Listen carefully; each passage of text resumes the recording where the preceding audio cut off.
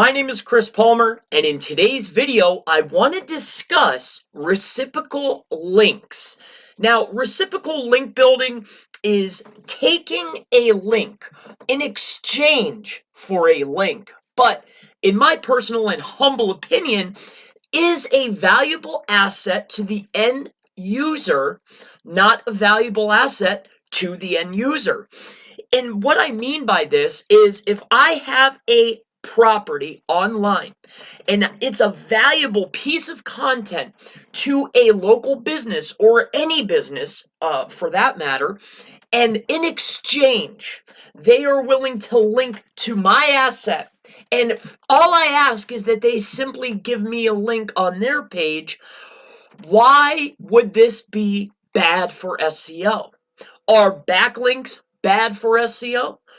I feel that a reciprocal link, if it's helpful to the end user, is absolutely perfect for link building. Now, link schemes as described by Google, and you could find this particular article on support.google.com/webmasters/answer, and the answer is number 66356 if you want to go ahead and look this up. Now, moving into this, I want to point out something in particular that is very important, and this will clarify, are reciprocal links bad for SEO in 2020, in 2000 and whatever, really.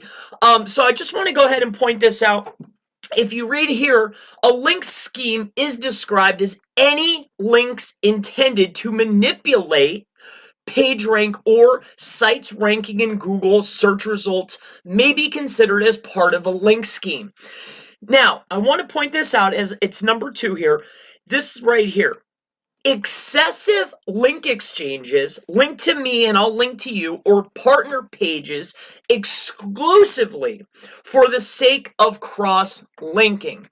Now, when speaking on reciprocal links, to wrap this video up, why does it need to be labeled as that? Why not a valuable content asset for the end user is being supplied to you, and in exchange I would like to also link to a valuable asset that you have. We are trying to create and make a better experience for our end user. That is all you are doing. That is what you are doing. Why does it need to be labeled as a reciprocal link? And this has been a common question I've been asked a few times. So we need to start thinking as helping the end user find great content, and in exchange for helping one another with excellent content, of course we're going to link back and forth because we're in the same niche. We're providing value for the end user, and in my opinion, a reciprocal link is just another link. Are they helpful for SEO in 2020? Absolutely. Do I feel that a link to a valuable asset will help my end user? Absolutely.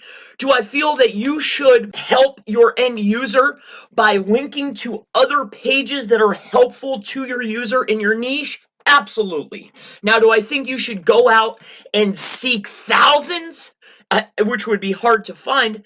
No, that would be a link scheme. However, if you find the highest quality sites, if we want to look at a third-party metric, we would start with only the highest quality content, the highest quality metrics first. Those are the most valuable assets that I want to receive a link from, a reciprocal link if you want to call it that.